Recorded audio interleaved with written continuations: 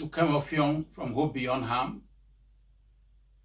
the organization that has been primarily involved in addressing the issue of desperate journeys that migrants embark on to cross from Africa to either Europe, UK, or any other country. We keep seeing on the news various headlines like those I listed. In BBC, it was reported some time ago, try or die. On the International Organization for Migration, I saw another headline, over 180 migrants feared dead after shipwreck at Yemen's coast. On the UN news, I saw another headline, refugees, migrants face violence, abuse, and death on routes across Africa. Another headline from CIMA says Madagascar and Djibouti, shipwrecks. Then there's one that was really outstanding, which is what is going to be driving our discussion today. It says 2 times more migrants die in the Sahara than at sea. This ugly news just goes on and on and on and on. Today, we are going to be talking about the 2 levels of danger as related to the desperate journeys that the migrants embark on. When that journey starts, they first of all have to embark on the journey by land. And when we talk about land, we talk about crossing the desert. You need to imagine the kind of exposure that people go through. Men, women, children, families, to pass through the desert to get most of the time to countries like Libya or Tunisia. We looked at these 2 levels of dangers, the one that involves crossing the land and the one that involves crossing the sea. And we began to imagine which of them seems to be more dangerous. From research and from first accounts, testimonies from survivors, the crossing by land seems to be the most dangerous because it has very many levels of exposure to danger.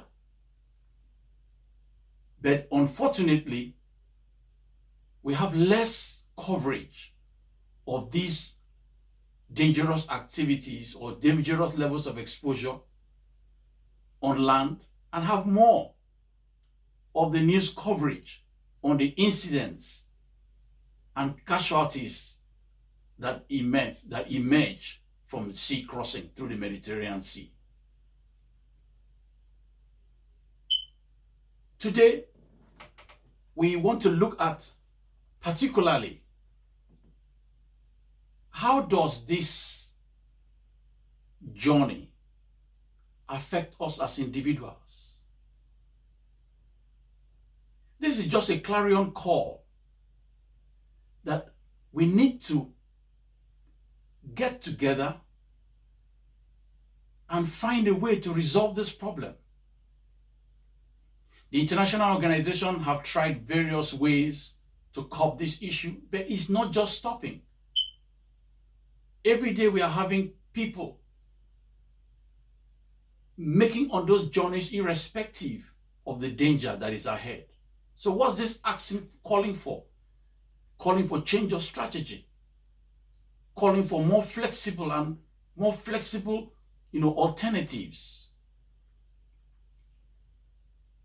We need to establish the root cause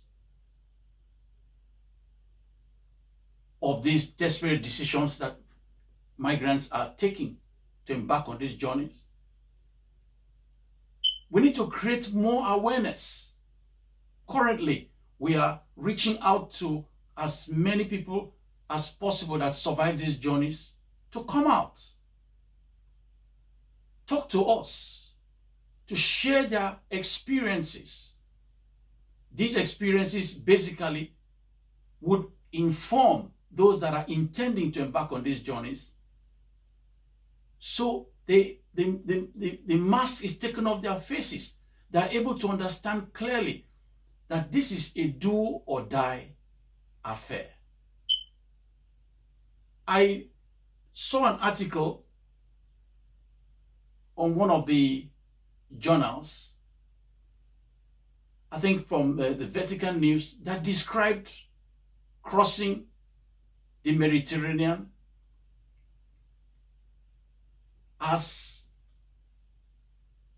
they put it as a symmetry. He said, the Mediterranean is, the casual, what happens in the Mediterranean is just like being in a cemetery, while crossing by land is like a Calvary.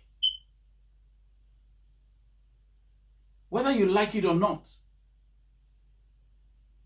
these two levels of traveling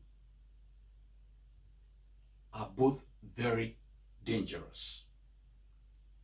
We are calling on African leaders, those in power, to look inwardly and begin to ask questions internally. What are we not doing right that is making our young people, young men and women, even old men and women, taking on this journey? I agree. Some people embark on these journeys due to conflicts. But what can we do? What can the African leaders do in order to make their countries more enabling, more friendly, more economically advantageous, such that people would not need to embark on these journeys? I'm also calling on the foreign international community. When you look at the costs of receiving migrants, accommodation, sporting facilities, feeding, allowances, and name it,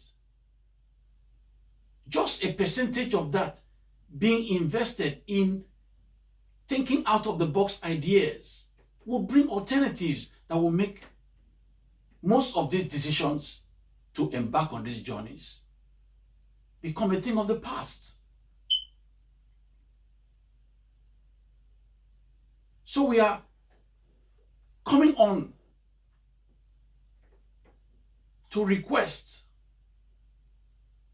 that organizations, leaders, both in Africa and the international community, corporate organizations,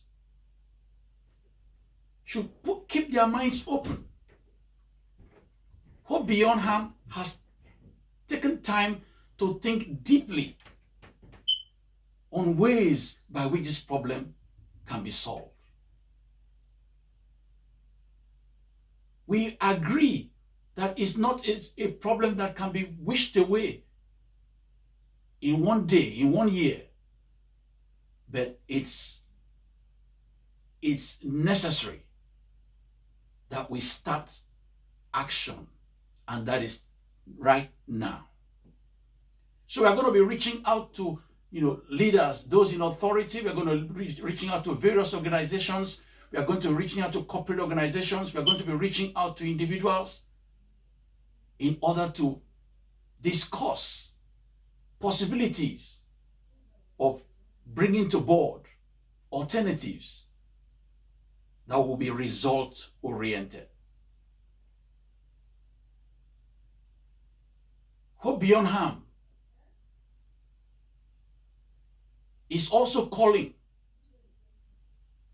on individuals who embarked on this journey. Wherever you are, go to our website, which is www.hopebeyondharm.com.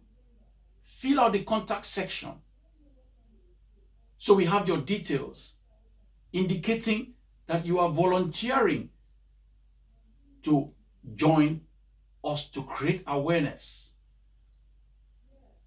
We have questions that we will throw across to you. We'll create live interviews, both visual and audio interviews, so you can use your experience and help that brother, help that sister who is about to take this dangerous journey, who is about to make a decision that could either lead to life or death. We are also calling on families. Many families have had loved ones taking off from the homes and they've heard nothing about them. We want you to also get to our website, fill out the contact form, send us a message, because we are also taking our time to help such families, to investigate, to know where their family members are or they could be. Some have actually made the journeys, but they are stranded because they were never told that it's not just embarking on a journey to go and seek for asylum, but if your asylum request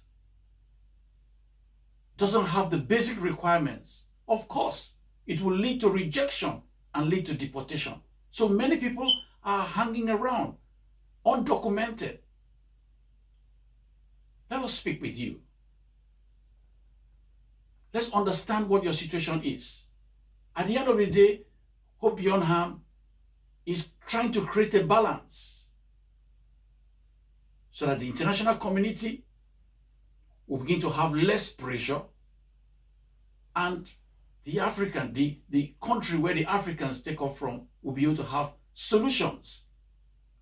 And at the end of the day, it becomes a win-win situation for all parties concerned. We'll be coming back soon to deal with these topics one after the other. And we look forward to your candid support.